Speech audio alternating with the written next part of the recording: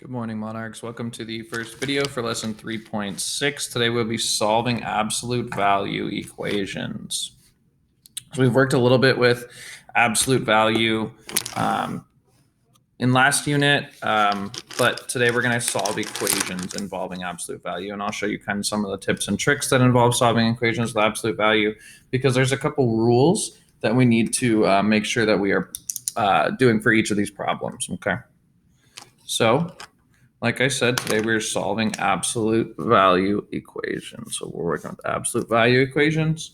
Our definition at the top, absolute value. So absolute value is a number's distance away from zero. Okay. So for example, this is what absolute value looks like. Okay. So this is absolute value. It's the two lines on the outside of each number. Okay, so two lines on the outside of each number. And since this is the distance away from zero, it's how many units we are away from zero. Okay, so if we think about how many units 9 is away from zero, if we counted from 0 to 9, that would be 9 units, right? So the absolute value of 9 would be 9. If we counted from -3 to 0, it would be 3 units. It would take 3 units to get to 0 from -3.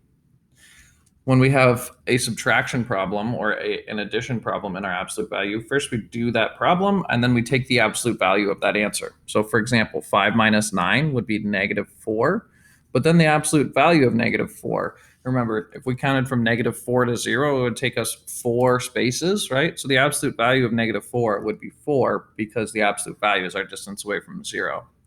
The way we can think about these is these lines, right, are our washing machine. And anytime we put clothes in a washing machine, they're going to come out clean. Just like anytime we put a number in between those two lines, it's going to come out positive. We can put dirty clothes. We can think of dirty clothes as a negative. Anytime we put dirty clothes in a laundry machine, they come out clean. Anytime we put a negative number in these lines, they come out positive. Okay, even if we put clean clothes into a washing machine, they'll still come out clean, right? If we put positive numbers in between these two lines, they'll still come out positive.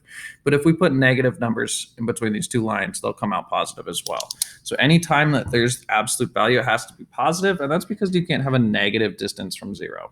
Okay, so let's take a look at these first examples here. Okay, so for example 1, it says solve and graph. We have x plus 3, the absolute value of x plus 3 equals 11. Okay, so for all of these equations, for all of these two equations, or for all of these equations, anytime we have an absolute value equation, we're going to set up two equations. Okay, we are always going to set up two equations. And that's because our answer can be positive or negative. Okay, that's because we can be, when we have an absolute value of something that's 11, it can be a negative 11 spaces away from 0. It can also be 11 spaces away from 0. Okay, so that means we have to set these up as x plus 3 equals -11 and x plus 3 equals 11. So for all of these different problems, we will set them equal to a positive and a negative. Right here, we just have the absolute value of x plus 3 is 11. We expand that to x plus 3 equals -11 or x plus 3 equals 11, and then we solve that. Okay, so I'm going to go ahead and solve these now. So if I was to solve this, I would just need to move that +3. In order to do that, I do the opposite, which would be a -3. I'm going to subtract 3 from both sides. Those cancel out, and I'm left with x equals -14. So x equals -14, or draw my line down, going to subtract 3 again. Those cancel out. I'm left with x equals 8. So for all of these absolute value equations, I will have two separate answers, okay?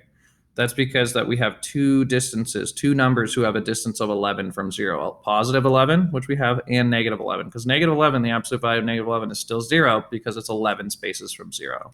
So when we graph these, it's always going to be a closed dot because it's an equal sign. It's always going to be a closed dot, and we would just put that dot over. So I'm just going to extend this out here and make this -14. So our closed dot would go over -14, and our closed dot would go over 8.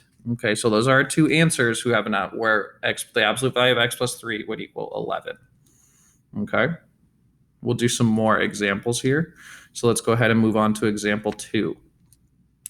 This one says solve and graph. So we're going to set up two different equations. Okay, we're going to set up two different equations.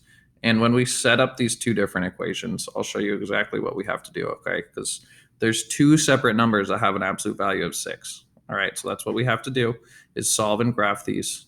And we have to set up two separate equations. All right, and I will do that in the next video, so please stay tuned.